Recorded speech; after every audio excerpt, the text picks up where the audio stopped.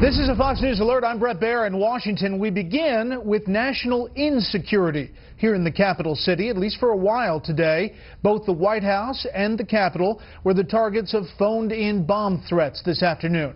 A Senate hearing on the TSA's latest security troubles was suspended and the building cleared. A short time later, the televised White House briefing was cut short and journalists were ushered out. But it was what did not happen at the White House that raised the most questions. Correspondent Doug McKelway has the latest tonight. Good evening, Doug. Evening, Brett. While the White House press corps was making a quick exit from the briefing room, the president wasn't going anywhere. Throughout it all, he remained in the Oval Office, which is only about 15 yards from where the press normally sits. As you well know, a generation ago, newsrooms across the country did not ordinarily report on bomb threats for fear of the copycat effect. But the rules have changed. We'll come back. Today, in the space of a couple of hours, there were two bomb threats. One phoned into the D.C. police that a bomb had been placed in the White House press room. Guys, air's closed off. I need you to come out, please. The president remained very nearby in the Oval Office through it all. Earlier at the Dirksen Senate office building, senators and their staffs were evacuated after another phoned threat. We need to stand in recess for this committee hearing. We have apparently the Capitol Police is clearing this. It coincidentally put to an abrupt end a Senate Homeland Security Committee hearing on the failures of the Transportation Security Administration.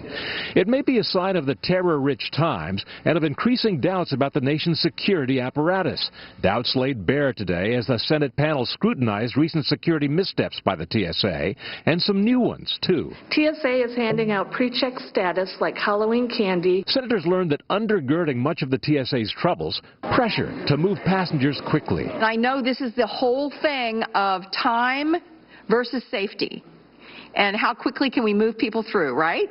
Yes, you've hit the essence of the problem. That pressure helps to explain the recent Inspector General's report that found 67 of 70 testers were able to penetrate airport security carrying fake bombs and weapons. New today, the 67 intrusions were not by TSA's red team testers, highly skilled in concealing explosives. So the red teams are not yours, and this leaked report is yours. These are auditors that we use who are members of the Inspector General's office. They were accountants, which, by the way, I'm an accountant. But I don't take any umbrage in that. It was only the latest in a series of snafus for TSA. It also lost track of hundreds of missing security badges worn by airport personnel and allowed 73 airport workers to be credentialed for access to secure areas despite their names being on an FBI terror watch list. Adding to TSA's problems, magnetometers that don't detect some explosives and advanced imaging technology or AIT machines that don't detect metal weapons but do offend many with revealing body scans. The array of problems and the expense of solving them has Congress looking at all options from tweaks to a wholesale revamping. We've got to be thinking outside the box. We have to have a complete review, top to bottom. One new idea that's definitely getting some traction is replacing imaging technology with bomb-sniffing dogs. Another idea getting traction, in fact it will happen within the next couple of weeks, is the nomination and the confirmation, I should say, of the TSA Administrator Peter Neffenger, a Rear Admiral in the U.S. Coast Guard, to that position. It has been vacant since the month of January. Brett? Busy day. Doug, thanks. The Obama administration is asking for a 6-month renewal of NSA authority to collect bulk telephone records. The just-passed USA Freedom Act outlaws the procedure, but does grant a half-year transition period. The president's request will be decided by the Foreign Intelligence Surveillance, or FISA, court. For the second straight day, President Obama is putting some not-so-subtle pressure on the U.S. Supreme Court to rule in his favor when it issues its decision on the legality of federal health care subsidies. Correspondent Shannon Bream looks at a president who many now charge is playing politics with the court. I think this is almost like a bullying technique. The fallout continues today from the president's remarks that not only should the Supreme Court not have taken the case it's currently considering, which will impact Obamacare subsidies being paid out to millions of Americans, but also that he expects the Supreme Court to, quote, play it straight and side with the administration. What is the implication there if you all don't win that case? That the justices are playing politics with the issue or that they don't know how to do their jobs? Well, I think the president's view is that this is a straightforward case. And in the mind of the president, as he mentioned yesterday, this is probably a case that the Supreme Court shouldn't have even taken up. But as long as they have, the president believes that the reading of the law is quite clear. The law says subsidies will extend into states that set up their own exchanges. More than 35 decided not to, but the IRS extended them into all states. So-called Obamacare architect Jonathan Gruber explained the law this way back in 2012. If you're a state and you don't set up an exchange, that means your citizens don't get their tax credits. Again, I can't account for his comments. Today, the president continued to sell the health care law at the Catholic Health Association gathering in Washington. Despite the constant doom and gloom predictions, the unending chicken little warnings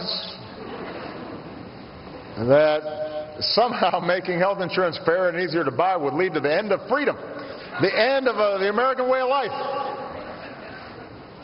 Lo and behold, it did not happen. The president went on to say that in many respects, the Affordable Care Act has performed even better than expected.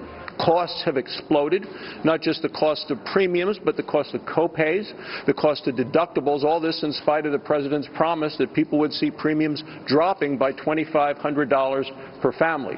The newest reports are premiums are going to skyrocket again this year, so there is no end in sight. Some saw irony in the fact that the president spoke to a Catholic organization today about what he called the overwhelming success of the health care law, at the same time that dozens of other Catholic groups are suing the administration over conscience and religious liberty issues related to the law. Brett. Shannon Bream, live on the North Lawn. Shannon, thank you. The Labor Department says U.S. employers advertised the most open jobs in April than at any time since the collection of such data began 15 years ago. Stocks were mixed today. The Dow lost 2.5. The S&P 500 was up a point. The Nasdaq dropped 8. A state police spokesman tells Fox News law enforcement is chasing down a lead in Willsboro, New York, related to Saturday's escape of 2 convicted killers from a maximum security prison there. Residents reported seeing a couple of men walking in town Monday night during a driving rainstorm. Police are conducting a ground and aerial search of the rural area about 30 miles from that prison.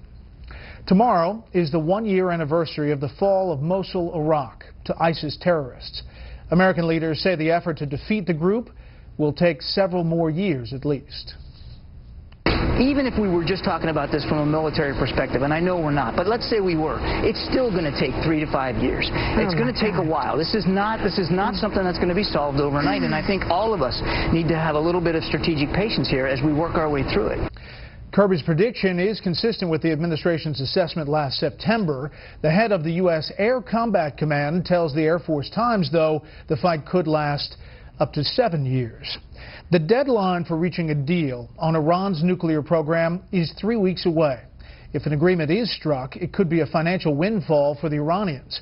And national security correspondent Jennifer Griffin tells us tonight that could further destabilize an already fractured Middle East.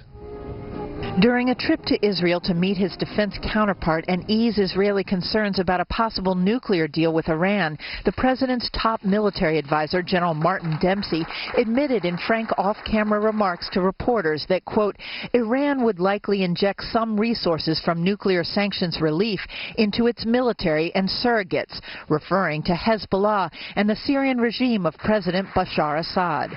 Just days earlier, in an interview with Israel's Channel 2, President Obama downplayed that sanctions relief, estimated at $150 billion, would be a windfall for Iran's terrorist proxies. Are they going to suddenly be able to finance 10 times the number of Hezbollah fighters? Probably not. But the UN Special Envoy to Syria, shown here meeting Assad in Damascus, told experts in Washington recently that Iran spends $35 billion a year to prop up Syria's president, more than twice its entire military budget, in spite of the current sanctions. His spokesman later clarified to Fox News that he meant to say $6 billion a year, nearly half of Iran's declared military budget. The administration has been pressing its case for a nuclear agreement in a series of speeches to Jewish groups. Treasury Secretary Jack Lew, an Orthodox Jew, was booed, however, this weekend during a conference sponsored by the Jerusalem Post in New York. Some said Iran would cheat, that our sanctions would fall apart, and that this program would allow Iran to move closer to acquiring a nuclear weapon. But none of that came to pass. Estimates as to how much money is sent by Iran to Syria to prop up the regime varies greatly. Sources in the region suggest it is about $1.5 to $2 billion a year, not including the barter deals for oil and petroleum products. What most agree is that even with sanctions, Iran's support to Assad has not slowed. Brett? Jennifer Griffin of the Pentagon. Jennifer, thank you. Up next, Jeb Bush calls out Vladimir Putin and President Obama overseas. We'll tell you why. First, here's what some of our Fox affiliates around the country are covering tonight. Fox 26 in Houston, as Texas Governor Greg Abbott signs an $800 million border security package. It will mean more troopers, cameras, and a spy plane to patrol the state's 1,200-mile border with Mexico. Fox 19 in Cincinnati with the death of 1,100 piglets in a tractor-trailer accident near Dayton. The vehicle carrying 2,200 animals crashed and overturned Monday night. About half were recovered, while some escaped into nearby woods. There were no serious injuries among the humans involved. And this is a live look at Dallas from our affiliate Fox 4. The big story there tonight, breaking this afternoon, the McKinney police officer who pushed one teen to the ground and drew his gun on another in that video that has now seen on every cable channel has resigned.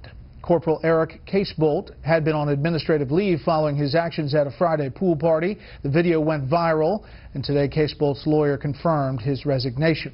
That's tonight's live look outside the Beltway from Special Report. We'll be right back.